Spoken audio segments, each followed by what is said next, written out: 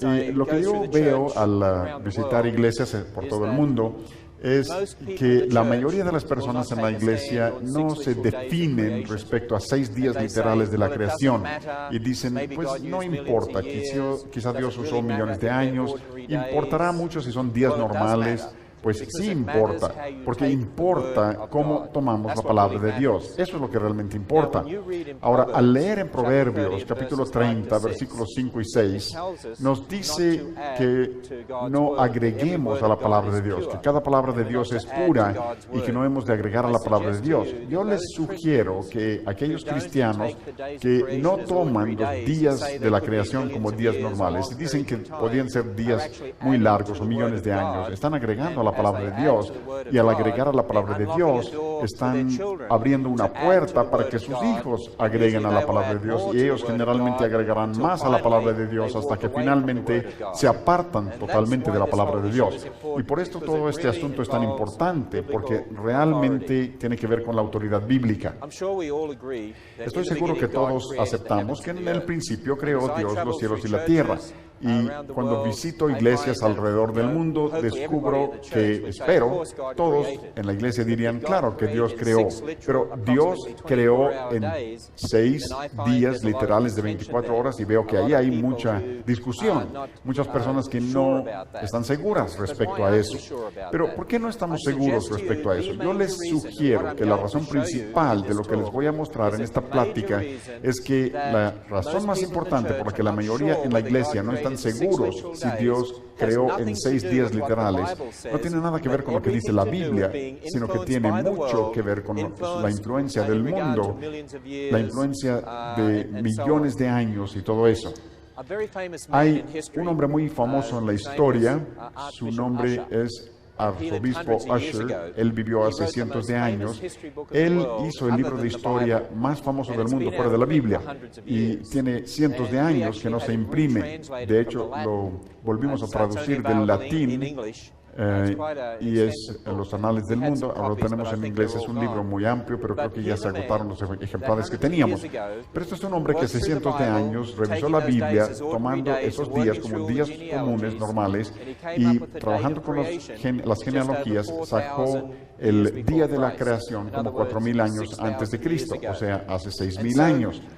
Así que yo diría que yo creo que el universo, la Tierra, tiene como 6,000 años, basado en el relato bíblico de la historia, tomando esos días como días normales y luego sumando todas las fechas que se dan en la Biblia, cuando se nos dice cuándo nacieron y murieron las personas en esas genealogías, y llegamos hasta el presente y solo tendríamos como 6,000 años. Eso es muy diferente a los supuestos millones de años. Y quiero hablar de estos asuntos en esta sesión que estamos dando. Una de las cosas que he visto es que tantas personas dicen que la palabra día, ¿no podría la palabra día en Génesis significar millones de años o un periodo muy largo? Esto es lo interesante. En hebreo, la palabra hebrea día, que es la palabra yom, cuando regresamos al hebreo original, la palabra yom aparece 2,300 una vez a través del Antiguo Testamento, en forma singular o plural, 2,300 veces. Lo interesante es que fuera de Génesis 1, la gente sabe lo que significa la palabra día. Por ejemplo, a veces la palabra día significa año, a veces significa tiempo. Las palabras tienen más de un significado, dependiendo del contexto. Sé que en inglés, las palabras en inglés pueden tener varios significados dependiendo del contexto, y estoy seguro que eso es lo mismo en español. La palabra día tiene varias acepciones diferentes. Podemos hablar de durante el día, nos referimos a las horas de luz del día. Podemos hablar de 6 días, y nos estamos refiriendo a 6 días normales. Podemos decir en los días de mi padre, eso significa allá en la época de mi padre. Así que la palabra día tiene diversas acepciones. Fuera de Génesis 1, cuando lees la Biblia, sabemos cuándo significa día ordinario, normal, sabemos cuándo significa año o tiempo, y lo interesante para mí es que parece que sabemos lo que significa la palabra día en toda la Biblia, menos en Génesis 1. ¿A qué se debe eso? No discutimos respecto al sentido de la palabra día en el resto de la Biblia, solo parece ser Génesis 1, donde esta es la gran discusión. Nos tenemos que preguntar a qué se debe. ¿Alguna vez has leído donde Josué estaba marchando alrededor de Jericó y decimos, ¿cuánto tiempo tardó en dar la vuelta a Jericó? ¿Fueron millones de años? ¿Fueron 1,000 millones de años? ¿Cuánto tiempo tardó en dar la vuelta a Jericó? Decimos, no, la Biblia nos dice que daban la vuelta durante el día, etcétera. Está hablando de días normales. Pero mi argumento es que no dudamos del significado de la palabra día en otras partes de la Biblia. Y quizá esto les sorprenda, pero el significado principal de la palabra día es día. Ese es el significado principal. Puede tener varios significados, pero el significado principal es día, o sea, día normal. Pero, ¿por qué tan pocos cristianos creen en 6 días normales, literales, en Génesis 1. En Estados Unidos, por ejemplo, la mayoría de los seminarios y colegios bíblicos, los catedráticos, no están dispuestos a decir que Dios creó en 6 días. ¿Saben lo que la palabra día significa en el resto del Antiguo Testamento? En Génesis 1 tienen un problema. ¿A qué se debe? Porque así comenzó todo en esta época de la historia. Por allá en el siglo XIX, si revisas todos los comentarios antes del siglo XIX, la mayoría de los teólogos, la mayoría de los eruditos cristianos, incluso hasta el tiempo de los padres de la iglesia, cuando leían Génesis, veían que esos días eran días normales o que el universo solo tiene unos 6,000 años, la mayoría. Pero lo que sucedió es esto. En el siglo XIX, ciertos científicos que no creían en el Dios creador de la Biblia, querían explicar todo el mundo mediante procesos normales, empezaron a popularizar la idea de que las capas de fósiles fueron colocados a través de millones de años. Y lo que sucedió en Inglaterra es que muchos de los líderes de la iglesia adoptaron los millones de años y los agregaron a la Biblia. Dijeron, podemos aceptar los millones de años. ¿Y qué vamos a hacer con la Biblia? Bueno, podemos inventar una idea, una teoría de día-edad, que cada día de la creación representa eras de millones de años y así lo acomodamos a la Biblia. Hubo otro teólogo que se le ocurrió la idea de la teoría de la brecha. La teoría de la brecha es la idea de que entre Génesis 1:1 y Génesis 1:2 hay una brecha de millones de años y ahí es donde vienen los fósiles y dinosaurios y supuestamente donde Lucifer cayó y Dios volvió a recrear la tierra en 6 días. Yo quisiera saber, ¿cuántos han oído de esa idea? ¿Algunos han oído de esa idea? Muchos. Quizá debo hablar acerca de eso ahora. Yo quiero que entiendan una cosa. Esa idea de la brecha entre Génesis 1:1 y Génesis 1:2 no está en ningún comentario antes del siglo XIX y solo vino como resultado de ciertos líderes de la iglesia tratando de acomodar millones de años en la Biblia. Y sé que hay algunas Biblias de estudios que pueden comprar. En los apuntes habla acerca de esta idea de la brecha, pero no está en el texto de la Biblia, solo en los apuntes y los comentarios. Y recuerden que los apuntes y las notas no están inspiradas. El texto bíblico sí. Hay una gran diferencia, hay que recordar eso. Pero otra cosa que sucedió fue esto. Los líderes en las iglesias empezaron a entender que si millones de años es cierto, no se puede creer en un diluvio universal. Les voy a explicar por qué. Millones de años es cierto, no podemos creer en un diluvio global porque la idea de millones de años surgió inicialmente de personas que creían que todas las capas de fósiles fueron colocados lentamente a través de millones de años. Ahora, si tienes después de ese tiempo un diluvio global, universal, eso destruiría todas estas capas y las redepositaría. Así que no podemos tener un diluvio universal si vamos a creer en millones de años.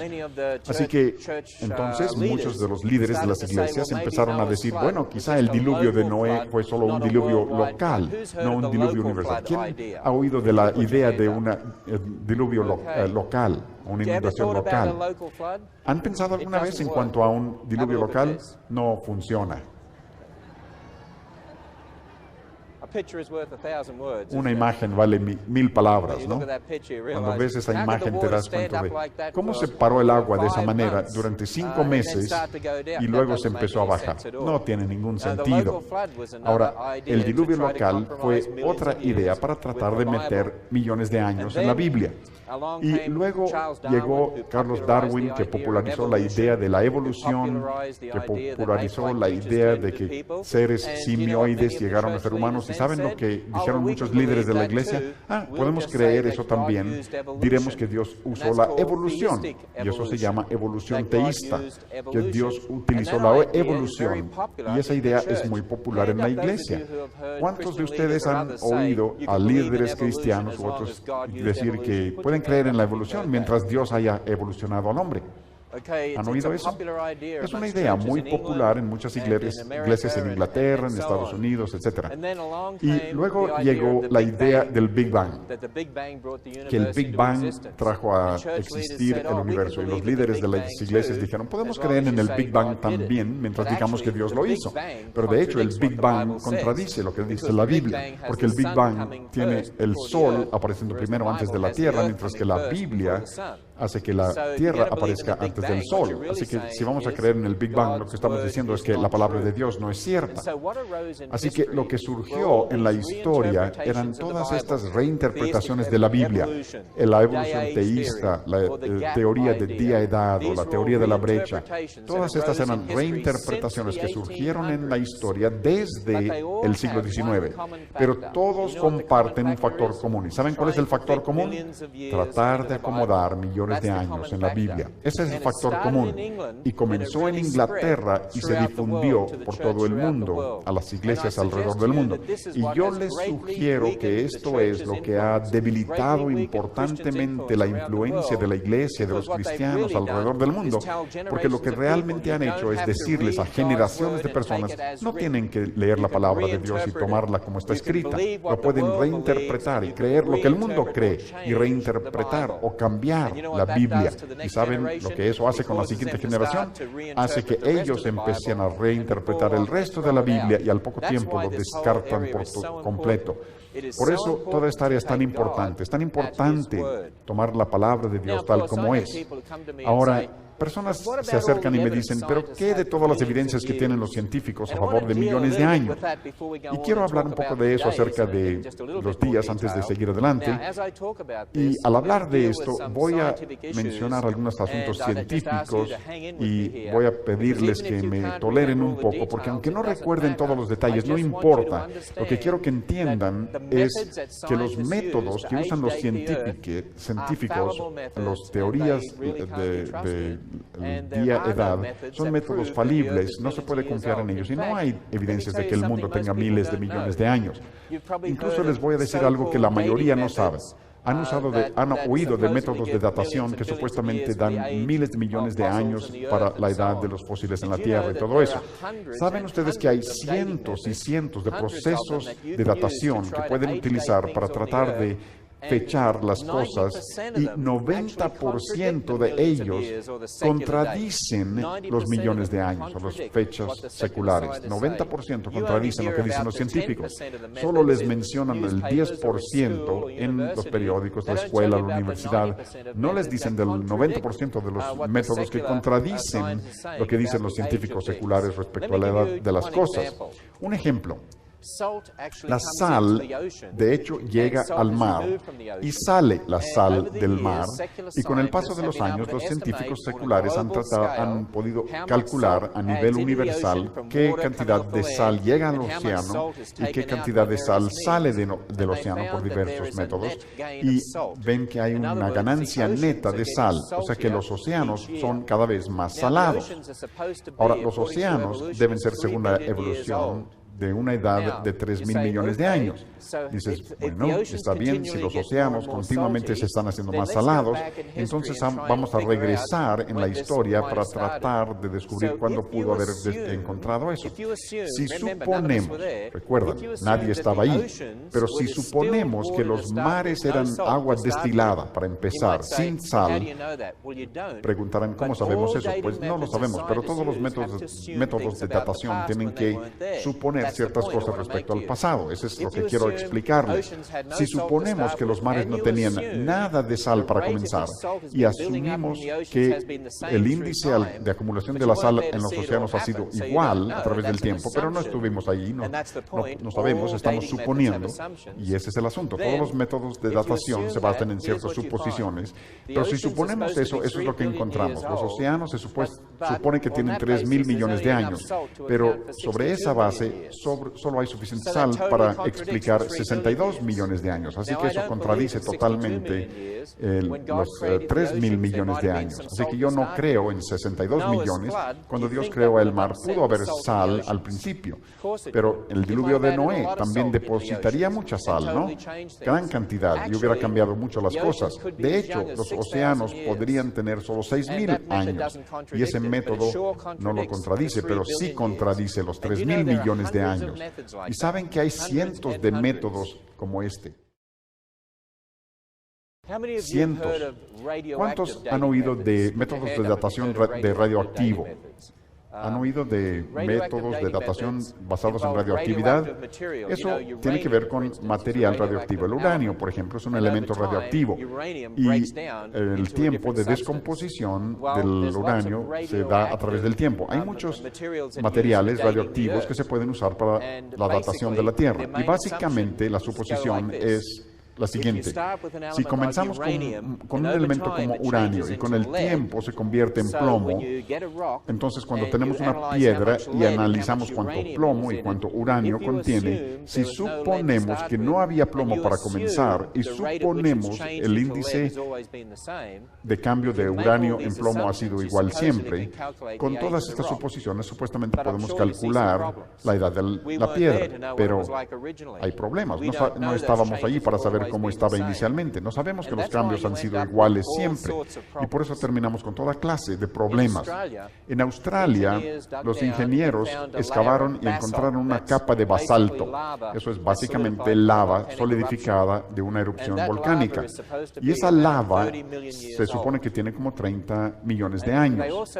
Y también encontraron en esa capa de lava algunos restos de árboles, material de madera, y no se habían fosilizado ni petrificado. Así que supuestamente una capa de lava cubrió alguna especie de bosque y los árboles estaban conservados como madera. Cuando usaron uno de los métodos radioactivos para datación, esto se llama potasio, cuando usaron eso para datar la piedra arrojó una fecha de 45 millones de años. Y luego usaron datación con carbono 14. Eso solo sirve para datar cosas de miles de años, no de millones, pero cuando estimaron la fecha con carbón, les daba 45 mil años. 45 mil años y 45 millones de años de roca. ¿Eso tiene sentido? Algo anda mal ahí.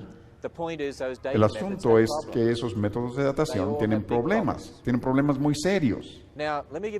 Ahora, les voy a dar uno más, y este es lo más técnico de esta conferencia, así que sopórtenme un poco. El uranio es un elemento radioactivo. Con el paso del tiempo, el uranio se convierte en plomo, y la cantidad de tiempo que se lleva para que el uranio se convierta en plomo se llama la media vida. Esa es la cantidad de tiempo que se tarda para que la mitad se convierta en plomo. Es la media vida.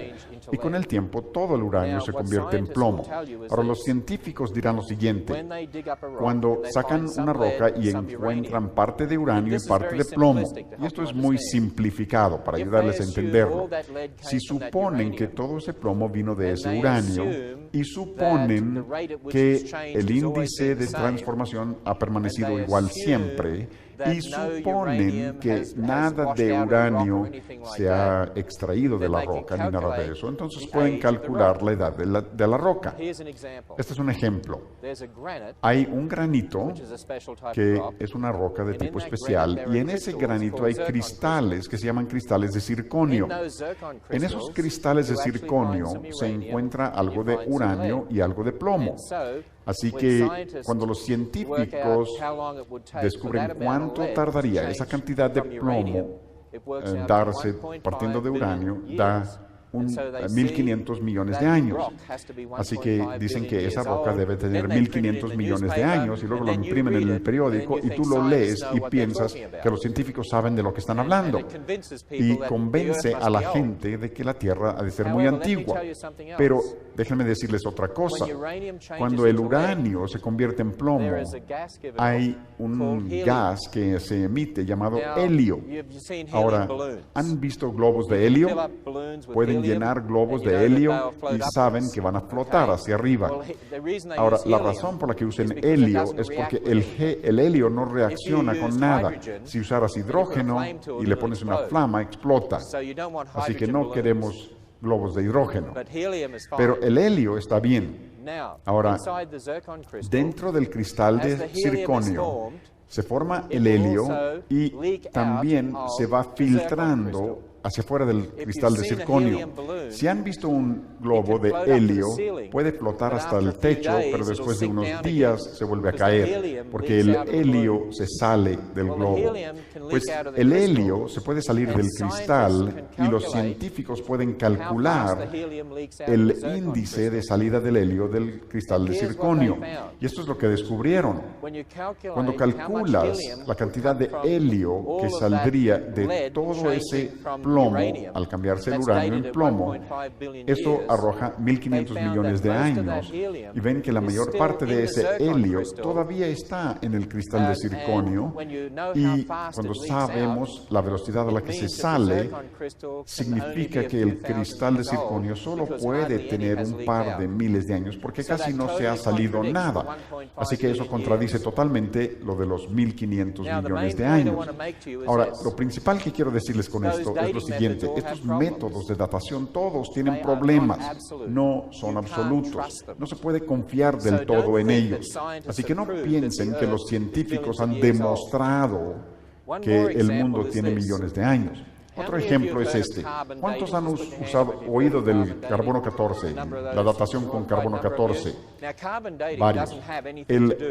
La datación de carbono 14 no tiene nada que ver con millones de años. Todo solo sirve para estimar la edad de cosas con miles de años, pero se basa en un elemento radioactivo que se llama carbono 14. Después de 100.000 años, más o menos, no quedaría nada de carbono 14. Todo se habría descompuesto. Así que los fósiles y las rocas que realmente tienen millones de años, nunca debemos encontrar carbono 14. Pero recientemente algunos creacionistas hicieron un experimento usando diamantes que supuestamente tienen 1 a 2 mil millones de años, y los analizaron y descubrieron que había carbono 14, indicando que tenían como 58.000 años. Ahora, yo no creo en los 58.000 años porque hasta el carbono 14 tiene ciertas presuposiciones, pero no debe haber carbono 14 en estos diamantes si tienen 2.000 millones de años. Y también han encontrado carbono 14 en huesos de dinosaurio y carbón mineral, o sea que esos no pueden tener millones de años. Pero de eso no les dicen a ustedes, eso es lo triste, nunca se publica eso. Ahora, les mencioné ayer que no se llevan millones de años para hacer fósiles. Los fósiles se pueden formar rápidamente. Este es un fósil interesante. Es un rollo de alambre envuelto en piedra. Alguien en Australia dejó un rollo de alambre en la playa en la década de los 70, 1970, y al regresar 20 o 30 años más tarde, habían descubierto que se había formado piedra alrededor de esos anillos de alambre, como el cemento o el concreto que ustedes hacen. Incluso estuve en una universidad en España y estaba hablando allá, y un alumno se paró en el auditorio y dijo: pero todos saben que se llevan millones de años para formar roca. ¿Me puedes dar un ejemplo de roca que se forma rápidamente? Le dije: sí, ¿has oído del concreto? El concreto es una forma artificial de piedra y lo puedes hacer rápidamente. Otro ejemplo que tenemos aquí, un amigo mío encontró una bujía empotrado en una piedra en la costa de California. ¿Eso fue usado por algún hombre mono para su carruaje hace millones de años? De ninguna manera. Quizá un pescador dejó caer esa bujía en el océano y la arena se solidificó a su alrededor y se convirtió en rocas. No se llevan millones de años para crear roca. Solo se necesitan las formas, las condiciones correctas y se puede formar rápidamente. Otro ejemplo interesante que contradice los millones de años.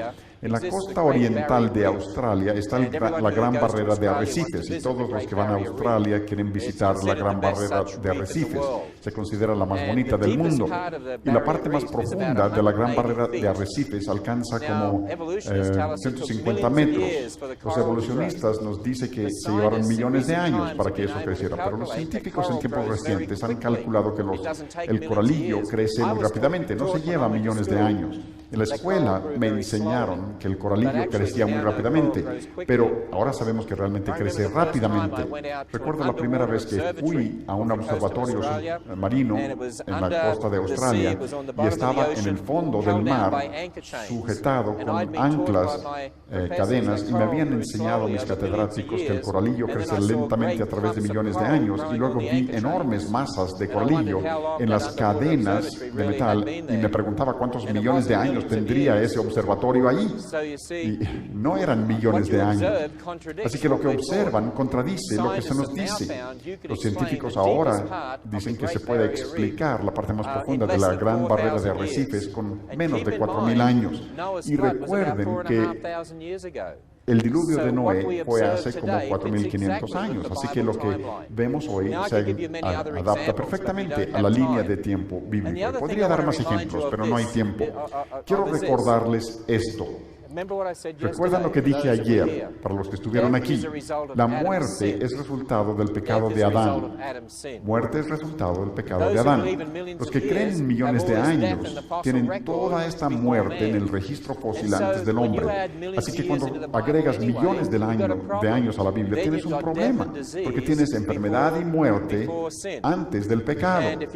Y si tienes enfermedad y muerte antes del pecado, eso contradice totalmente lo que enseña la Biblia. Y esto es lo que quiero que analicemos. Si tomas la Biblia, ninguna otra cosa, solo la Biblia, por sí sola, ¿te da la idea de millones de años? ¿Dónde encuentras millones de años? No está ahí. Si solo tomas la Biblia sola, solo te da la idea de miles de años y que la muerte se introdujo después del pecado. Ahora, si tomas la Biblia y les agregas las ideas de los hombres de millones de años, entonces tienes muerte antes del pecado. Y por eso en la iglesia tantas personas tienen todas estas diferentes ideas respecto a Génesis. La idea de creer en la evolución o tener una brecha o la teoría que sea. Porque este es el asunto. Si estás tratando de acomodar millones de años a la Biblia, ¿cómo lo haces? Si estuvieras tratando de acomodar millones de años, no puedes acomodar millones de años en estas genealogías, porque no funciona simplemente. No puedes acomodar millones de años entre el primer año hasta el presente en esas genealogías. Simplemente no caben. Pero si analizas, el único lugar donde podrías tratar de acomodar millones de años tiene que ser antes de Adán, antes de esas genealogías, lo que significa los 6 días de la creación. Y quiero decirles que la razón principal por la que muchos líderes cristianos y muchos cristianos no creen en los 6 días literales no tiene nada que ver con lo que la Biblia dice literalmente, sino que obedece estrictamente a tratar de acomodar millones de años en la Biblia. Así surgieron todas estas reinterpretaciones de la Biblia. ¿Recuerdan lo que dije? Dije, el factor común es tratar de acomodar millones de años a la Biblia. Ahora, si analizamos la palabra día, como dije anteriormente, toda palabra tiene 2 o más significados dependiendo del contexto. Por ejemplo, cuando pensamos en la palabra día, podríamos hablar de los días de mi padre. Se tardaban 10 días en cruzar el desierto australiano durante el día. ¿sí? Ahí está la palabra día con 3 significados diferentes. Un significado es en tiempos de mi padre, otro es 10 días, o sea, 10 periodos de 24 horas, y durante el día significa la porción luminosa del día. Pueden usar la palabra día así, en el uso común, ¿no? Y eso es aplicable a muchas palabras que tienen diferentes significados dependiendo del contexto. La palabra hebrea día tiene más significados. Me dicen las personas, la palabra día puede significar otra cosa que no sea un día normal. Y mi respuesta es, sí se puede, pero también puede significar un día normal. Y el asunto no es que pueda tener otros significados, el asunto es qué nos dice el contexto respecto al significado de la palabra. Ese es el asunto. Y cuando hablamos de la palabra hebrea día, quiero enseñarles cuándo la palabra hebrea día significa un día normal, porque hay reglas de la gramática hebrea, hay diccionarios que podemos consultar para saber cuándo la palabra día en hebreo significa un día normal. Así que vamos a analizar la Biblia y voy a decirles cuándo la palabra día significa un día normal. Y les voy a decir acerca de esto fuera de Génesis 1. No estamos considerando Génesis 1, ¿sí? Siempre que se usa la palabra día en el Antiguo Testamento, fuera de Génesis 1, cuando ocurre con un número, 410 veces, cada una de ellas significa un día normal. No hay excepción. Cuando tenemos la palabra día relacionada con un número, es un día normal. Siempre que encontramos la frase tarde y mañana, la palabra tarde y mañana, separados, aún sin la palabra día, juntos en el Antiguo Testamento, fuera de Génesis 1, 38 veces siempre significa un día normal. Y luego, cuando encontramos la palabra tarde relacionada con la mañana, con la palabra día, o la palabra mañana relacionada con la palabra día, fuera de Génesis 1, 23 veces se encuentra cada uno de ellos, siempre significa un día normal. Y luego, cuando encontramos la palabra noche con la palabra día, fuera de Génesis 1, 52 veces incluso significa siempre día normal. Así que vamos a repasar eso. Día más número significa un día normal. Tarde y mañana significa día normal. Tarde con mañana o tarde con día o mañana con día significa un día normal. Y noche con día significa un día normal. Esos son los casos en los que la palabra día significa un día normal en hebreo. Ahora, como tantos creyentes no saben lo que enseña Génesis 1 respecto a los días de la creación, ha de ser muy difícil tratar de descifrarlo. Ahora, como tantos creyentes no saben lo que enseña Génesis 1 respecto a los días de la creación, ha de ser muy difícil tratar de descifrarlo. Así que vamos a ir a Génesis 1 y vamos a ver qué tan difícil es realmente. Ha de ser muy difícil, así que cuiden de poner mucha atención, porque muchos líderes cristianos no saben lo que significa la palabra día, así que no ha de ser obvio. Así que vamos a ver Génesis 1. En Génesis 1, para el primer día, vemos la palabra noche, tarde, mañana y número, relacionado con la palabra día. Luego, cuando vemos el segundo día, vemos tarde, mañana y un número relacionado con la palabra día. Y luego el tercer día vemos tarde, mañana y número. Cuarto día, tarde, mañana y número. Yo no sé cómo lo veas tú, pero a mí me sugiere fuertemente lo que significa un día. Porque al ver la palabra 5, al día 5 y 6, tenemos la palabra tarde y mañana y un número relacionado con la palabra día en cada caso. Cualquiera de ellos por sí solo significaría un día normal. Es casi como si el escritor hebreo dijera, voy a recalcar exageradamente que esto es un día normal. Incluso cuando Dios inspiró a la persona que escribiera Génesis 1, yo creo que Dios estaba diciendo, esta gente tonta del siglo XXI no van a creer que Dios creó en 6 días, así que por tanto voy a hacer que sea tan obvio para ellos. Lo voy a repetir tantas veces para que lo entiendan y resulte fácil, luego todavía no lo entendemos. Es tan obvio que son días normales. ¿Se dan cuenta que si el día, la palabra día se escribiera así en cualquier otra parte del Antiguo Testamento, ni siquiera dudaríamos que fuera otra cosa sino un día normal? La única razón por la que los cristianos dudan es debido a la influencia de millones de años. Ese es el problema. Otra cosa que mencioné ayer, ¿de dónde viene nuestro concepto de una semana? Fíjense. Un día es el tiempo de la rotación, una rotación completa de la Tierra, como 24 horas. Un mes es la relación de la Tierra con la Luna. Un año es la rotación de la Tierra alrededor del Sol. Todo eso se basa en observaciones astronómicas. Pero, ¿de dónde viene la semana de 7 días? La semana de 7 días no viene de la astronomía.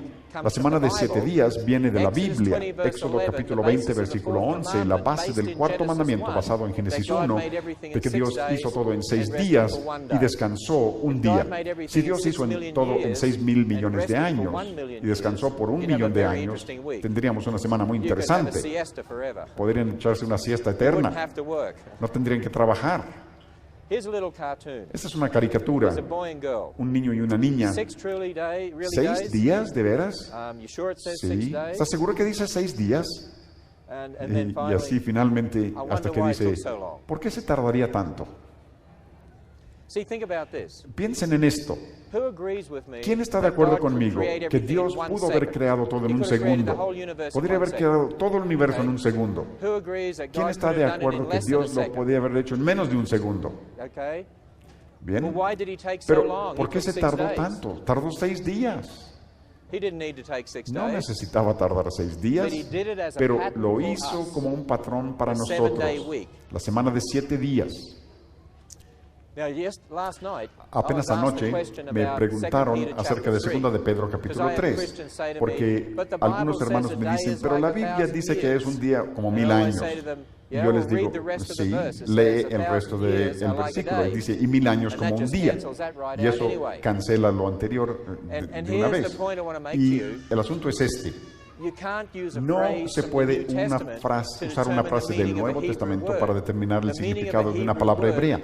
El significado de la palabra hebrea depende del significado del lenguaje hebreo. No usamos otras frases para determinar el significado de la palabra hebrea porque depende de las reglas del hebreo. Y lo único que está diciendo esta frase es que Dios es independiente al tiempo. Dios no está limitado por el tiempo. Además, eso no te ayuda si estás tratando de hacer que los días sean millones de años, porque dirías, pues el día tendría que ser 1000 años. Eso no te va a ayudar. No solo eso, sino que las personas son muy incongruentes, porque si dices que esto está definiendo la palabra día como 1000 años, lo tendrías que hacer en todas partes del Antiguo Testamento. Así que al llegar a Jonás y el gran pez, tendrías que decir, estuvo en el pez 3000 años. Después de todo, un día es 1000 años. No tiene ningún sentido, ¿verdad? Pero yo he encontrado lo siguiente, con los teólogos, eruditos, etcétera, desde el siglo XIX. ¿Saben lo que he visto? Ellos reconocen que si lees la Biblia de una manera sencilla y franca, dice que los días eran días normales, pero dicen que no pueden ser días normales por lo de millones de años. Analicen eso. Si reconocen que el texto mismo enseña días normales y estás diciendo no puedes creer en días normales debido a lo de millones de años, están diciendo Dios se equivocó en su palabra y el hombre falible está correcto. Y lo que eso hace es que abre una puerta para decir no tienes que tomar la Biblia tal como está escrita, puedes usar las ideas de los hombres para reinterpretar la Biblia. Y la siguiente generación abrió eso más y los pone en un deslizamiento gradual y progresivo respecto a toda la Biblia, y por eso los millones de años es tan importantes, porque es un ataque contra la autoridad de la Biblia. Ahora, quiero darles dos ejemplos. Aquí están los eruditos modernos. Esto es un catedrático de Estados Unidos que cree en millones de años y cree que el diluvio fue un evento local, pero dice que cuando lees la palabra, el libro de Génesis de una manera común, dice días ordinarios, pero no lo cree porque él dice que cree en la ciencia, y no es ciencia observacional, sino ciencia histórica, porque está hablando del Big Bang. Y como cree en el Big Bang millones de años, dice que por eso no se puede creer que la Biblia se refiera a días normales, aun cuando la Biblia dice días normales. ¿Se dan cuenta de lo que ese profesor le ha dicho a sus alumnos? Que no se puede confiar en la palabra de Dios, porque si no, no puedes creer al principio, ¿cómo puedes creer en el resto? Este es otro. Este hombre murió hace poco, pero era un erudito muy conocido en Estados Unidos que dijo que si lees la Biblia en Génesis, parece enseñar que fueron días normales de creación. Pero la razón por la que él no creía eso, como ven ahí, es, digo, supuesto, los últimos dos renglones, por lo de los supuestos millones de años. O sea que como cristiano erudito está reconociendo que la Biblia enseña días normales, pero no lo cree debido a los millones de años. Y finalmente se trata de esto. Cuando tomas la palabra perfecta de Dios y la opinión falible del hombre y tratan de reconciliarlos, ¿cuál es el que normalmente se modifica? Generalmente será la Biblia. Debemos de modificar las ideas del hombre, porque es la palabra de Dios lo que se sostendrá para siempre. La palabra de Dios es cierta. La palabra de Dios es infalible, no la palabra del hombre. Pero cuando empiezas a analizar lo que enseña la Biblia, analizas incluso el mensaje de la resurrección. ¿Algunos de nosotros vimos la resurrección? La respuesta es no. ¿Algunos de ustedes estuvieron presentes para ver el nacimiento virginal? No. ¿Cómo sabemos que hubo nacimiento virginal? ¿Cómo sabemos que Cristo resucitó físicamente de los muertos? Científicamente no se puede demostrar. ¿Saben cómo lo sabemos? Porque aceptamos las palabras de la Biblia tal como están escritas. Y lo que dice es lo que significa. Amigos, cuando a sus propios hijos les dicen, yo sé que dice 6 días, pero quizás sean millones de años, les has abierto la puerta para que digan, podemos empezar desde afuera de la Biblia y reinterpretarla, no tenemos que tomarla tal como está escrita. Y cuando lleguen a la resurrección, quizás digan, pero los científicos nunca han visto que un hombre regrese de la muerte, así que quizás debemos reinterpretarlo de la resurrección.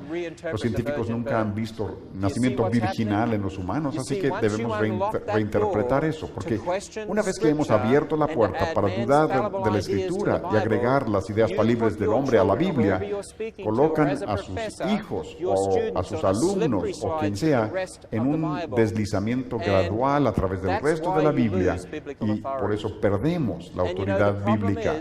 Y el problema es que gran parte de la iglesia hoy, cuando predican la Biblia, piensen en el mundo secular, piensan en el pastor que dice, hay que confiar en Cristo como su Salvador, esto es lo que dice la Biblia, Cristo resucitó de los muertos.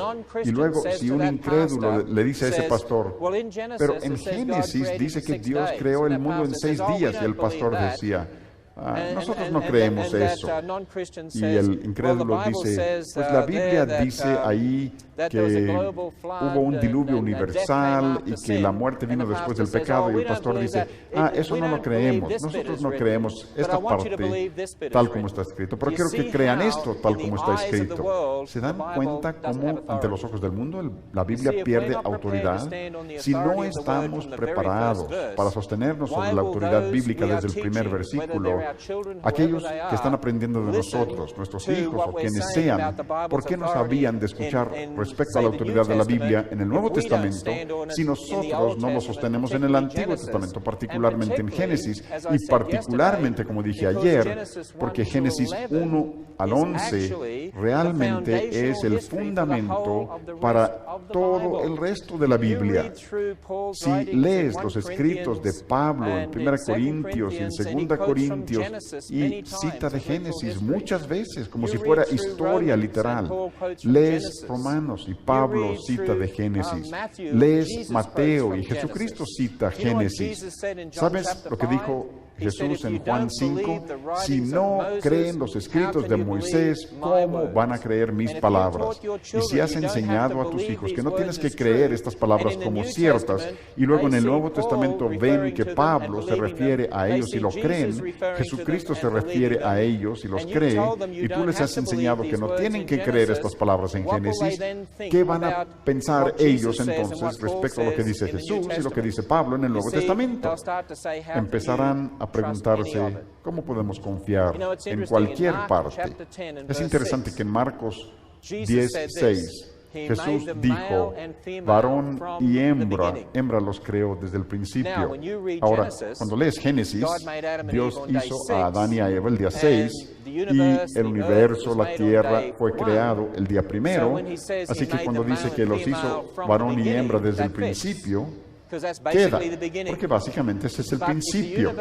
Pero si el universo fue creado miles de millones de años antes, llegó a existir millones de años antes, y miles de millones de años más tarde Dios supuestamente hizo a Adán y Eva, cuando lees Marcos 10:6 no tiene ningún sentido, porque ¿cómo pudo haberlos hecho varón y hembra desde el principio si el principio fue miles de millones de años antes de Adán y Eva? No encaja de ninguna manera acomodar millones de años en la Biblia. Así que espero que entiendan que creer en 6 días no es solo una cosa secundaria o sin importancia. Todo el asunto de los días de la creación se reduce a ¿es o no es esto la palabra de Dios? ¿Lo tomamos tal como está escrito o no? Génesis está escrito como narración histórica, no es poesía, está escrito como narración histórica. El hebreo, la poesía hebrea típica la encontramos en el Salmo, los Salmos, y eso no significa que no enseñen verdad, pero es otra forma literaria. Génesis está escrito como historia literal. Así lo tomó Jesús, así lo tomó Pablo, así lo tomó Pedro. Incluso la mayor parte de los escritores del Nuevo Testamento citan Génesis y lo citan como historia. Job citó Génesis, habló acerca del primer hombre, Adán, se refirió a Adán. Y en otros lugares, en el Antiguo Testamento, citan Génesis como historia literal. Ya era tiempo de que la iglesia en el siglo XXI empezara a tomar Dios y creer su palabra y dejaran de tomar las ideas de los hombres para reinterpretar la palabra de Dios. Y estoy seguro que ven que eso es un énfasis a través de todas mis pláticas, porque si no lo tomamos así, abrimos la puerta para que la siguiente generación abra la puerta hacia la incredulidad. Hay que cerrar esa puerta en esta misma reunión y cerrarla fuertemente, que a medida que crían a sus hijos no vean incongruencia, hipocresía en ustedes, que no creen una parte pero tratan de creer otra parte. Hay que ser congruentes y hay que ser constantes en nuestra manera de criar a nuestros hijos y enseñar a otros la palabra de Dios. Gracias.